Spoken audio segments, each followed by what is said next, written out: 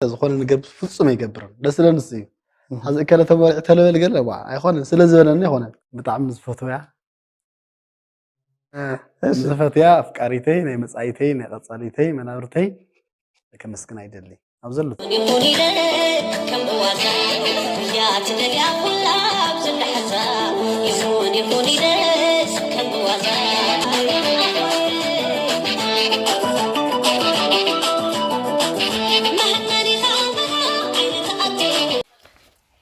سلام سلام ناي channelنا ቤተሰብ እንኳን አፍቱ channelنا በሰላም መጻፍምና በልና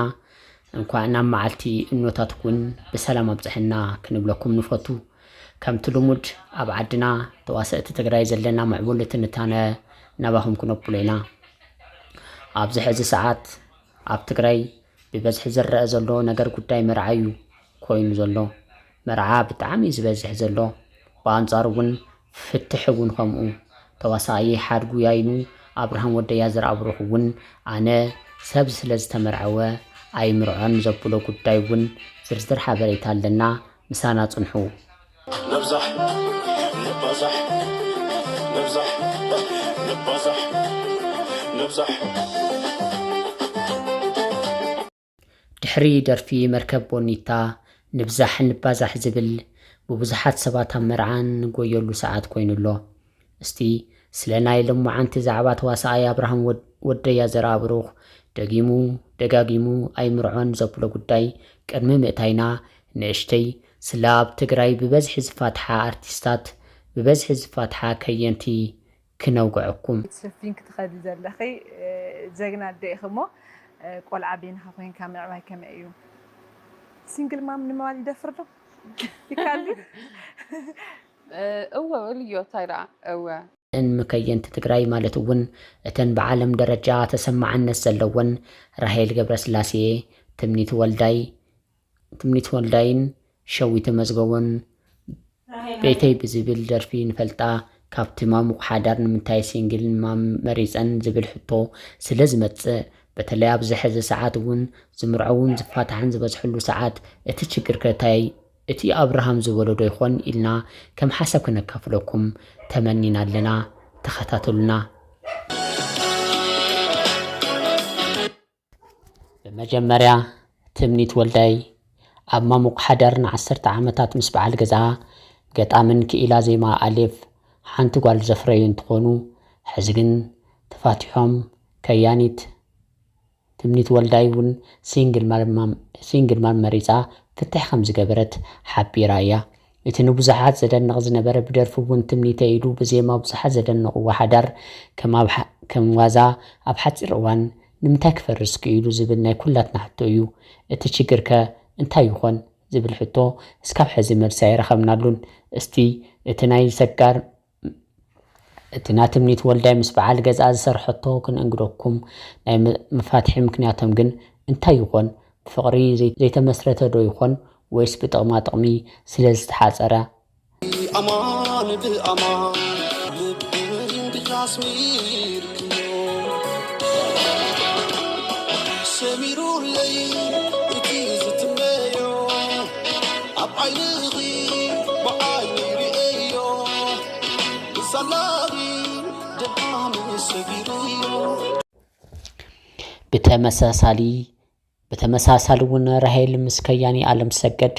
ሓዳር ዝተጸንበሩ እንትኾኑ ነገር ግን እቲ ሓዳር ድሕሪ ሓደ ውላድ ክቕጽል ኣይከኣልን ሕዚ እውን ፈሪሱ ወናኒት ጥዑም ድምፂ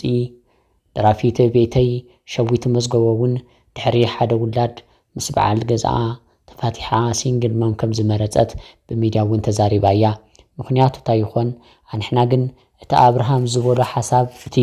ዝቦላ ሓሳብ ትኽክል ኢልና ኣለና ብፍቅሪ ዘይኮነስ ብጥቕማ ጥቕሚ ዝምስረት ሓዳር ዕድሚኡ ሓፂር እዩ ሓደ ሰብ ዝኾነ ነገር ስለ ዝገበረልካ ወይ ክገብረለ እዩ ኢልካ ሓዳር ምስ ትገብር እቲ ነገር ምሰግነኻዮ ናብ ካሊእ ምርጫ ስለ ትኸይድ አብርሃም ወደያ ዘርአብሩህ ዝቦላ ሓሳብ ኣስፊሕና ክነንብበልኩም ተዋሳኢ አብርሃም ኣብ ሃይ ስኩል ተማሃሪ እናሃለወ ኣብ ሮማራይ ዝርከብ ውጅለ ወዲ ረታ ባህሊ ክለብ ተጸንቢሩ መጀመርታ ግዜ ናብ ተዋስኦ ዝወፀ እንትኾን መጀመርታ ግዜ ሓላዊ ጤል ኮይኑ ናይ መድረኽ ድራማ እዩ ሰሪሑ ቤተሰቡ ምዕባይ ሓፍቱን ምዕባይ ሓውን እቲ ናይ ጥበብ ስራሕ ክሓድጉ ዝነግርዎ እኳ እንተነበሩ ካብ ማእኸል ዞባ ኣብ ዝነበረ ናይ ተዋስኦ ውድድር ካብ 53 ሰባት 3 ሓሊፎም ካብ 3ኦም ሓደ ኣብርሃም ነይሩ እዞም 3 ሰባት ኣብርሃም ሓዊሱ ናብ መቐለ ኮሌጅ ስነ ጥበባት ትግራይ ዝተለኣኹ እንትኾን ኣብርሃም ግን ቤተሰቡ ሓገዝ ክገብርሉ ስለ ዘይከኣሉ 1000 ቅርሺ ሒዙ ካብ ገዝኡ ጠፊኡ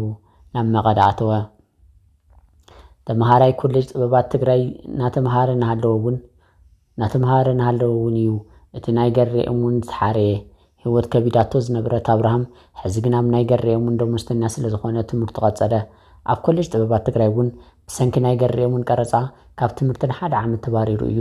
እስትያ ስምዕዋ ናብቲ ናይ ጉዳይ መርዓ ክንመጽእ ኢና ግን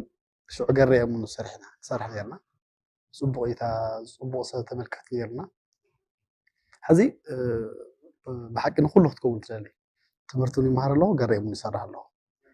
ሕዚ ኣጋጣም ታ ፕሮግራም ኣርፊደ ክለካ ኣለኹ ዩኒፎርሙን እንትን ገይራ ቀርፃ ስለነበርኩስ ሓንቲ መዓልቲ ቀፅዕዮ መበል ካልኣይቲ መዓልቲ ግን ዩኒፎርም እየ እንትን ገይረ ሓንቲ ተማሃርቲ ኣትያስ ኣነ እየ ተንበርኪ ከኣቱ ኢለን ካብኡ ኣይተኣቱን ኢለን ማለት ንሳ ኣትያስ ከመይ ገይረ ዝዓይነቱ ኣንኻ ኪድነስኻ እንታይ ስለ ዝኾንካ ኢኻ እዚ ድራማ ገለ ስለ ጀመርካ በቃ ብጣዕሚ ናይስኒ ማለት ኣብርሃም ወደያ ዘራብሩኽ ኣብ ገድሊ እውን ከም ሓኪም ኮይኑ ኣገልጊሉ እዩ ናብ ገድሊ 2013 ተጸንበረ እንትኾን ምስ ብፆቱ ኣብ ዓዲ ጉደም ብናይ ፒፒ ታንክን ኦራልን ኣጓዮም እውን ብዕድል ኣምሊጡ እዩ ካብ ዳገርዮም እውን ንመጀመርታ ናብ ገድሊ ዝተጸንበረ ኣብርሃም እዩ ነይሩ ኣብ ባህሊ ፈንቅል እውን ብዙሓት ድራማታት እናሰርሐ ትድኤፍ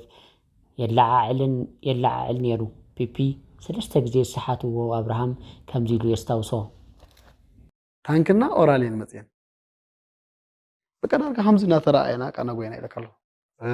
ሕዚ ኣብርሃም ሰብ ስለ ዝተመርዐወ ኣይምርዐውን ዝበላ ሓሳብ ግን ኣንሕና ውና እታ ናቱ ተሓሳስባ ምስ ኣብርሃም ተቐቢልና ያለና ኣብዚ ሕዚ ሰዓት መርዓን ሽምግልናን ኣብ ትግራይ ዳርጋ ፋሽን እዩ ኮይኑ ኩሉ ሰብ እዩ ዝምርዖ ዘሎ መርዓ ካብ መጠን ላዕሊ በዚሑ እዚ እኳ ኩሉ ተፋቒሩ ድዩ ዝምርዖ ዘሎ ወይስ እኸለ ስለ ዝተመርዐወ እከሊት ስለ ዝተመርዐወት እዩ ዝብል እዩ ብኣንጻሩ ብዙሕ ድሕሪ ኣብ ወርሒ ዝፋትሐውን ብዙሕ እዩ ብኣንጻሩ ብዙሕ ድሕሪ ወርሒ ዝፋትሐውን ናይ ቻናልና ተኸታተልቲ እቲ ናይ ኩሉ ግዜ ምኽሪ ሓዳር እንተኣቲኻዮ ዘይውፃእ ሓሪ ስለ ዝኾነ እከለ ተመሪዑ ኣነ ክምርዖ ዘይኮነስ ውሽጥና ተፋሊጥና ናብ ሓዳር ክንኣቱ ዝብል ናይ ሎማዓንቲ ዓብዪ መልእኽትና እዩ ተዋሳኢ ኣብርሃም እስካብ ሓዛ ኣፍቃሪት ከም ዘይብሉ እዩ ተናጊሩ ካብ ኣርቲስታት ሲንግል እየ ዘሎ ናብ ቀጻሊ መርዓተይ ግን ስለ ሰብ ተመርዖ ኢሉ ዘይኮነስ ዓቕሚ ምስ ፈቐደን እታ ዝደልያ ምስ ረኸብኩን ክምርዖ እየ ዝብል ሓሳብ እዩ ነጊርና እሞ ኩላና ስናይ ትምኒቱ ንግለፀሉ ኣፍቃሪት ዳትካር لمعنت نازل يهدي لي تنازل لمعنت هو لما جمرة درف الجاز خيط عيني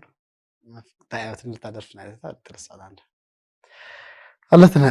أنا مليت الطفن يعني سلازي ناي خالو قروا نصبينا مالتي أنا حزي سوي يقبروا يلا زخون نقبر فصم يقبرون بس لا نسي حزي كلا تبغى تلوي قال لا يا أخوان سلازي ولا ني أخوان بتعمل زفتويا زفتيا أفكاريتي نمسعيتي نقصاليتي منارتي كمسكن عيدلي أبزل